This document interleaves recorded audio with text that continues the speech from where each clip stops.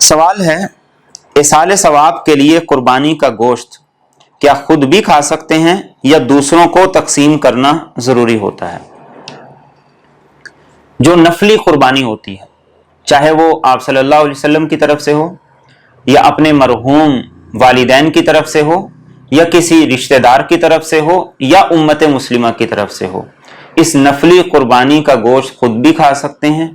دوسروں کو بھی دے سکتے ہیں۔ یہ ضروری نہیں ہے کہ نفلی قربانی کا گوشت آپ لازمی طور پر سارے کا سارا صدقہ کریں، سارے کا سارا تقسیم کریں،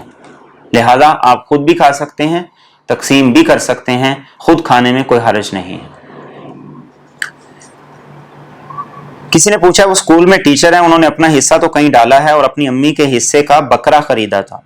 اور وہ بکرا کسی وجہ سے مر گیا ہے، اور اب وہ ٹیچر کی بھی اور ان کی امی کی بھی اتنی حیثیت نہیں ہے کہ دوبارہ خریدیں، تو اب اس کا کیا حل ہوگا؟ کیا ان کو گناہ ہوگا؟ اس بات کو اصولی طور پر سمجھ لیں کہ نفلی قربانی چاہے کوئی شخص اپنی طرف سے کر رہا ہو، اپنی ماں کی طرف سے کر رہا ہو یا کسی اور کی طرف سے کر رہا ہو،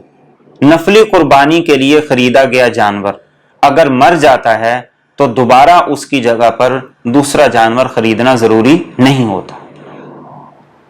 لیکن اگر کوئی شخص صاحب نصاب ہے اور اس نے قربانی کا جانور خریدا تھا، وہ مر گیا ہے، تو اس کے لیے حکم یہ ہے کہ وہ دوبارہ قربانی کے جانور کو خریدے اور اسے ذبح کرے، اس طریقے سے اس کی قربانی ادا ہوگی۔